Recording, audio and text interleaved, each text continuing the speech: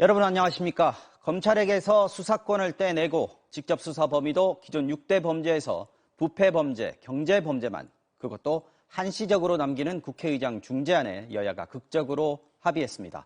오늘 오전 9시 45분 박병석 국회의장이 대치 중인 여야의 최후 통첩을 보냈습니다.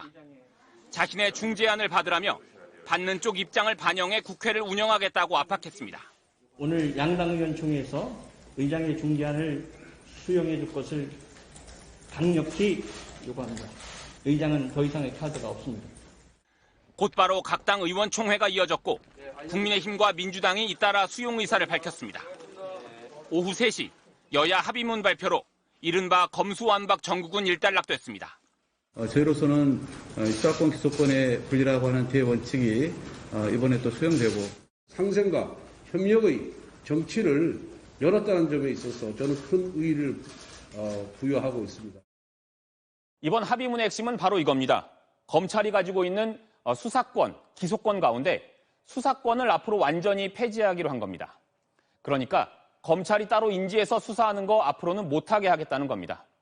그런데 당장 한 번에 하는 건 어려우니까 한시적으로 검찰의 직접 수사를 허용하기로 했는데요. 다만 그 범위는 대폭 줄였습니다. 기존의 6대 범죄, 그러니까 부패, 경제, 공직자, 선거, 방위사업, 대형 참사에서 부패 범죄와 경제 범죄 딱 2가지로 축소한 겁니다. 수사 대상이 줄어든 만큼 이 범죄를 수사하는 검찰 특수부의 숫자도 6개에서 3개로 줄였습니다. 한시적 허용이기 때문에 합의문대로, 오늘 합의문에 나와 있는 대로 1년 6개월 뒤에 가칭 중대범죄수사청이 출범하면 2개 남아있던 직접 수사권도 다 넘겨줘야 합니다. 그런데 검찰의 수사권이 모두 폐지되는 건 아니고요. 경찰이 송치한 사건에 대해서 수사가 제대로 이루어졌는지, 인권 침해는 없었는지 보완 수사를 직접 하거나 지시하는 건 앞으로도 가능합니다. 다만 보완 수사한다는 핑계로 검찰이 별건 수사하는 건 못하도록 제안했습니다. 이런 내용들을 담은 검찰개혁 법안을 여야가 이번 4월 국회에서 처리하기로 합의한 겁니다. 인수위도 여야의 중재안 수용을 존중한다며 환영의 뜻을 밝혔습니다. 극한 대치로 치닫다 박 의장의 중재로 극적인 합의를 이룬 검찰개혁 법안은 다음 주 법사위를 거쳐 28일이나 29일쯤 본회의에서 합의 처리될 예정입니다. MBC 뉴스 이기주입니다. 검찰 수사권 분리 법안에 대해 여야가 전격 합의하고 대통령직 인수위원회가 국회의 합의를 존중한다고 한 게 바로 지난주 금요일이었습니다. 그런데 주말을 지나면서 변화가 생겼습니다. 윤석열 당선인은 이대로는 안 된다, 조정이 필요하다고 했고 국민의힘 최고위가 받아서 재논의하겠다고 한 겁니다. 국회의장 중재안에 심각한 모순이 있다며 재검토에 나선 국민의힘 최고위원회의. 의원총회에서 추인받은 합의를 설마 뒤집겠냐는 예상을 깨고 재논의가 필요하다는 결론을 내놨습니다. 부패한 공직자에 대한 수사나 선거 관련 수사권을 검찰에게서 박탈하는 것은 국민의 우려가 매우 큰 만큼 국회는 더 신중하게 이 문제를 다뤄야 합니다. 당초 합의 당사자인 권성동 원내대표는 합의를 번복할 경우 민주당 단독 처리도 막지 못하고 협치도 물 건너갈 거라고 설득하겠다고 했지만 최고위 결정을 막지는 못했습니다. 매우 뼈아픈 대목이라고 아니할 수가 없습니다.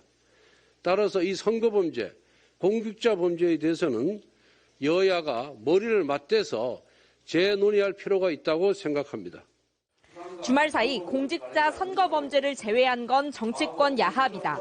조급한 합의안이다. 라는 비판이 당 안팎에서 거셌던 점도 합의 파기의 이유가 됐습니다.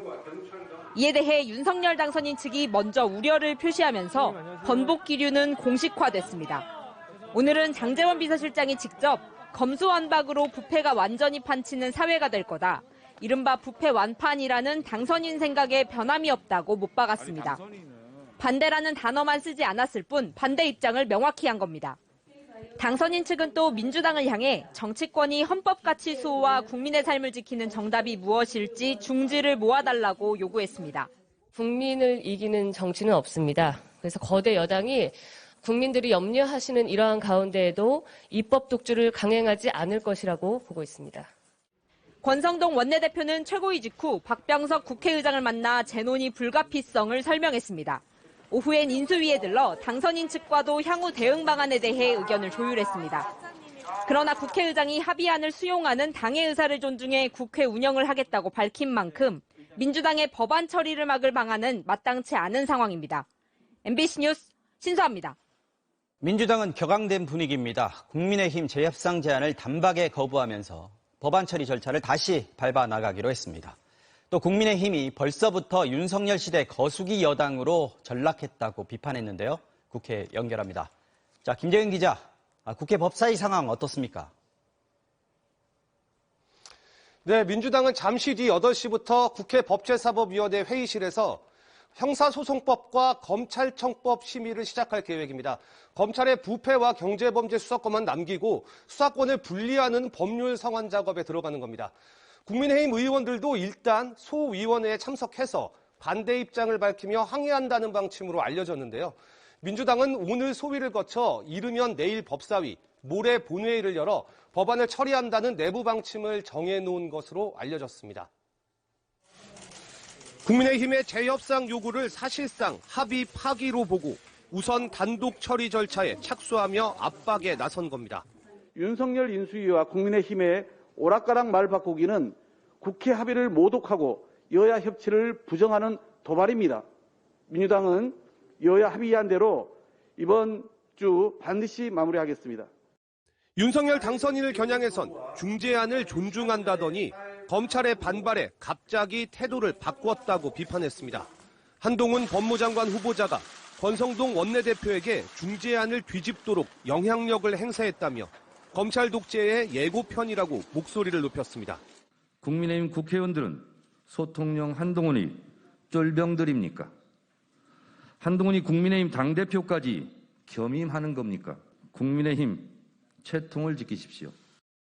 당내에서는 이럴 바에는 검찰 수사권을 곧바로 완전 폐지하는 원안대로 통과시키자는 강경파 목소리도 터져나왔습니다. 박홍근 원내대표는 법안 처리에 열쇠를 쥔 박병석 국회의장을 찾아 본회의를 예정대로 열어줄 것을 강력하게 요청한 것으로 전해졌습니다. 그동안 검찰 수사권 문제에 말을 아껴온 문재인 대통령도 임기 중 마지막 기자간담회에선 국회의장 중재안에 힘을 실었습니다. 박병석 국회의장의 중재로 이루어진 그 양당 간의 합의가 저는 잘 되었다고 생각합니다. 여기에 정의당도 중재안대로 처리해야 한다는 입장을 내놨습니다. 국민의힘의 의사진행 방해, 필리버스터를 중단시킬 수 있는 정의당도 일단 통과에 무게를 실으면서 협상보다는 처리 쪽으로 무게가 실리는 분위기입니다. 지금까지 국회에서 MBC 뉴스 김재경입니다. 자, 주말 지나면서 국민의힘 입장이 갑자기 뒤집혔습니다. 원래 이 중재안이라는 게 합의문이라는 게 의원총회의 추인까지 받았던 거고 그래서 권성동 원내대표가 서명을 하지 않았겠습니까? 그런데 왜 이렇게 됐을까요? 그렇습니다. 오늘 국민의힘이 여야 합의를 깨면서 밝힌 표면적인 이유를 보면요. 네. 중재안에 대한 설명과 의견 수렴이 제대로 되지 않았다. 이렇게 얘기를 하고 있습니다. 도저히 받아들일 수 없는 중재안에 권성동 원내대표가 덜컥 서명을 했다. 이렇게도 해석을 할 수 있을 것 같은데요. 근데 실제로는 중재안에 대한 검찰의 집단적 항의가 예상보다 큰 점이 부담이 됐던 걸로 보입니다. 검찰의 항의. 그렇습니다. 경제와 부패 두 분야에 대한 수사권은 남아있고 그리고 보안 수사권도 여전히 남아있습니다. 네. 국민의힘 입장에서는 이 정도면 검찰이 받아들일 줄 알았는데 그렇지 않았던 거죠. 네. 여기에 윤석열 당선인의 재협상 요구가 결정적이었던 걸로 보입니다.